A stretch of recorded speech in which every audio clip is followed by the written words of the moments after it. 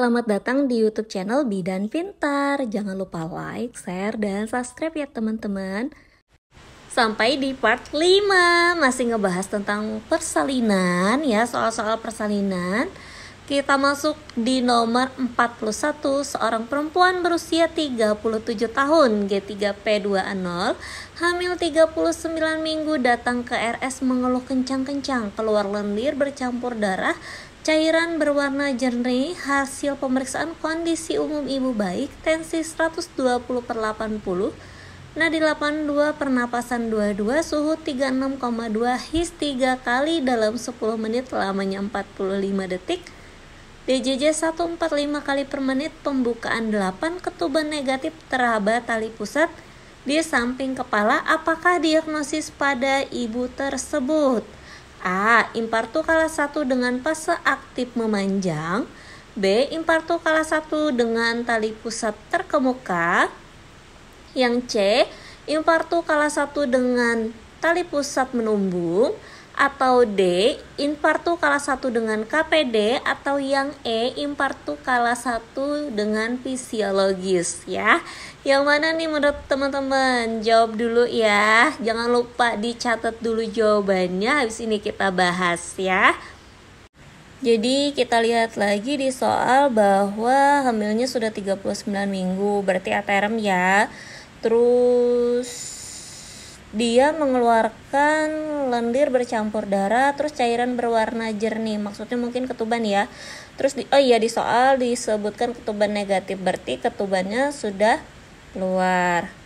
Terus kondisi umum ibu baik, tetapi teraba tali pusat di samping kepala ya. Kalau teraba tali pusat di samping kepala, terus ketubannya sudah pecah, maka diagnosa yang tepat adalah tali pusat menumbung ya, yang C. Jadi untuk tali pusat menumbung itu tali pusat tampak pada vagina setelah ketuban pecah. Kalau tali pusat terkemuka, tali pusat teraba pada jalan lahir lebih rendah dari bagian terendah janin saat ketuban masih utuh ya. Itu beda tali pusat menumbung sama tali pusat terkemuka. Lanjut lagi nih nomor 42, bidan melakukan asuhan kala 3 pada seorang perempuan P1A0 di PMB. Setelah bayi lahir telah diberikan suntikan oksitosin 10 unit per IM. Kemudian dicoba melakukan PTT selama 15 menit namun plasenta belum juga lepas.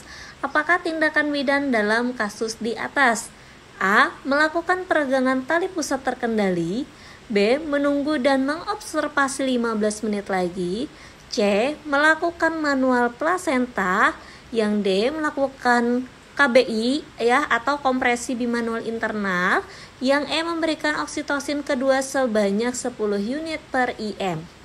Ya, boleh dijawab dulu teman-teman ya. Menurut teman-teman yang mana nih?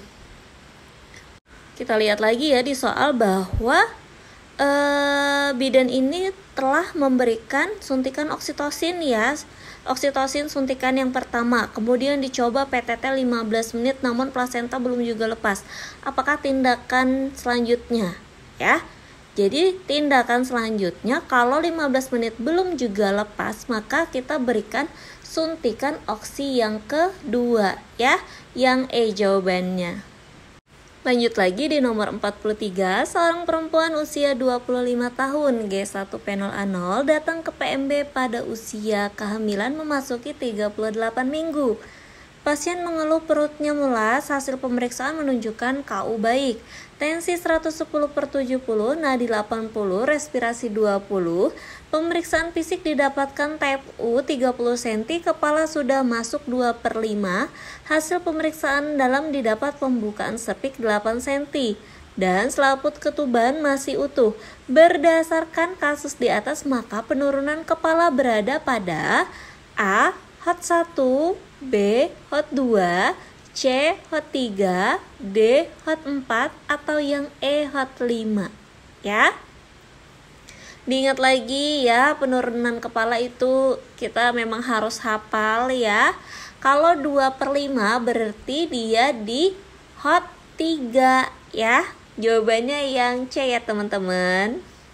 Lanjut lagi di nomor 44, seorang perempuan 25 tahun G1 fenolanol datang ke PMB pada usia kehamilan memasuki 38 minggu ya.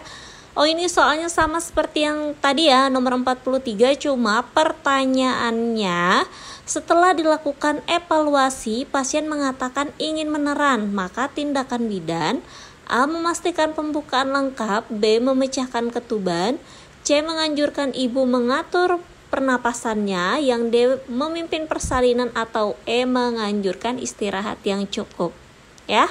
Dibaca lagi teman-teman soalnya ya, dibaca, dilihat lagi nih kita harus gimana nih ya seorang bidan. Maka yang kita lakukan adalah memastikan pembukaan lengkap. Kenapa memastikan pembukaan lengkap? Karena tadinya kan masih didapat pembukaan speknya 8 cm ya. Habis dilakukan pemeriksaan si pasien mengatakan ingin meneran ya. Lalu yang kita lakukan adalah memastikan pembukaan lengkap ya, yang A. Lanjut lagi di nomor 45, seorang perempuan usia 23 tahun G1 fenolanol datang ke PMB hamil 39 minggu ingin melahirkan. Bidan sudah memimpin untuk mengejan dari pukul 9 hingga pukul 10, namun bayi belum juga lahir. Hasil pemeriksaan menunjukkan DJJ 150, kontraksi uterus 3 kali dalam 10 menit lamanya 40 detik, dan keadaan umum ibu baik. Berdasarkan kasus di atas, bidan harus melakukan tindakan A. Mendorong pondus uteri, B. Kolaborasi dengan dokter SPOG, C. Merujuk ke RS, D. Tetap pimpin meneran, atau E. Melakukan episiotomi ya.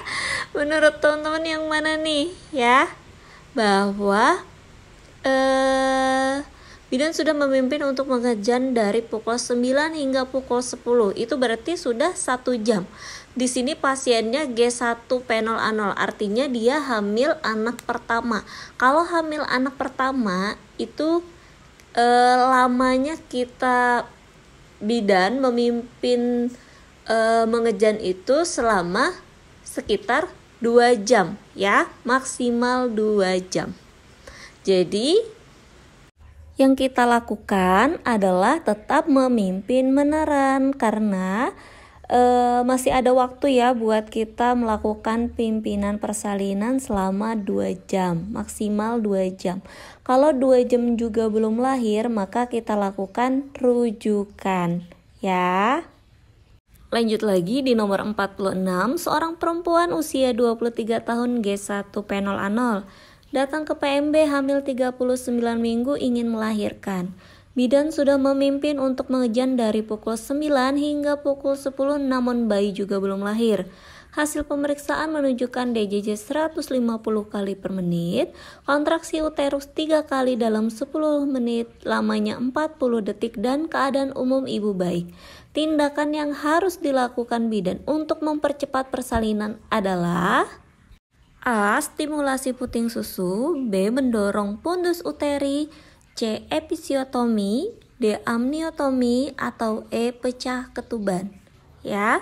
Menurut teman-teman, yang harus dilakukan bidan untuk mempercepat tindakan persalinan adalah yang mana ya? Yang A. Stimulasi puting susu biar membuat kontraksi secara alami ya. Jawabannya yang A ya teman-teman.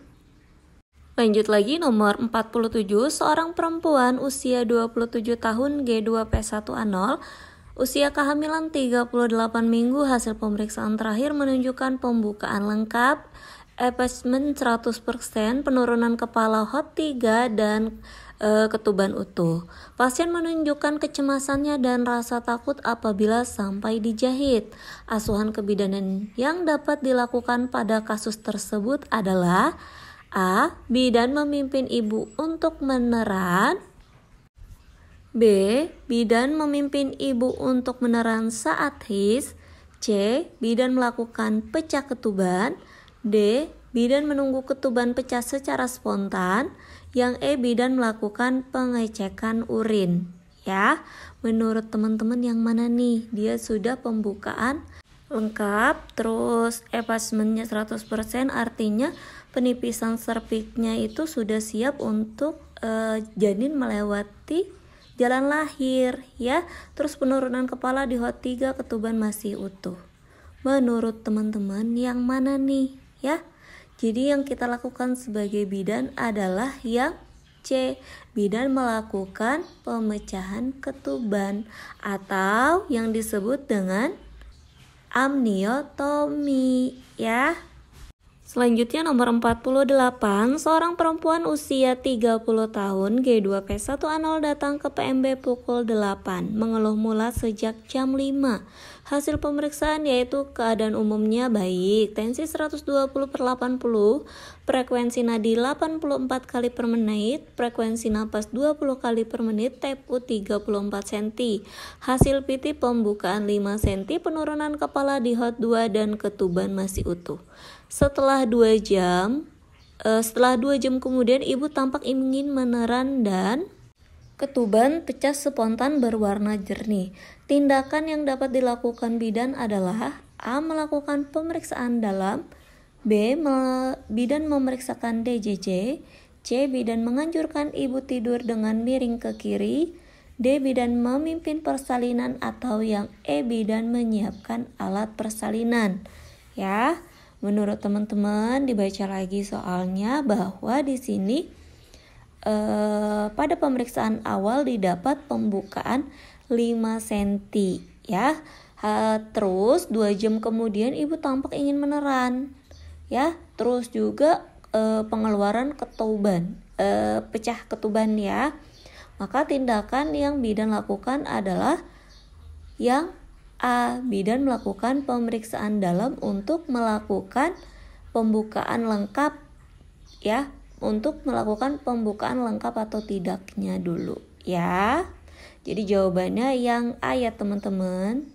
Selanjutnya nomor 49, tindakan yang dilakukan bidan pada bayi yang terlahir dengan kulit warna agak pucat, suara tangisan lemah, aktivitas kurang, dan kaki teraba dingin adalah A. Meletakkan bayi di tabung inkubator, B. Menggunakan metode kanguru, C. Memberikan selimut pada bayi, D. Meletakkan bayi di bawah pemancar panas, atau E. Menghangatkan dengan bantal listrik ya. Yang mana nih menurut teman-teman jawabannya ya? Jadi tindakan yang harus dilakukan bidan jika menemui kasus seperti di atas, maka yang dilakukan adalah yang B. Menggunakan metode kanguru ya. Lanjut lagi di nomor 50, seorang perempuan melahirkan seorang bayi perempuan dengan berat lahir 3000 gram.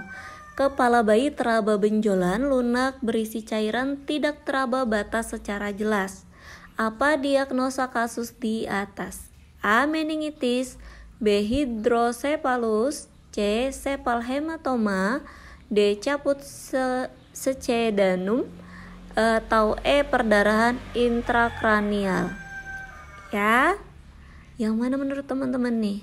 Jadi bayi lahir beratnya normal, kepala bayi teraba benjolan, lunak, berisi cairan, tetapi tidak teraba batas secara jelas. Maka ini mengarah ke jawabannya apa nih teman-teman ya? Caput secedanum ya, yang D ya teman-teman. Jadi gimana nih teman-teman, dari beberapa soal tadi kalian benar berapa, salah berapa, boleh ditulis di komen ya. Jangan lupa like, share, dan subscribe ya teman-teman supaya nggak ketinggalan part selanjutnya.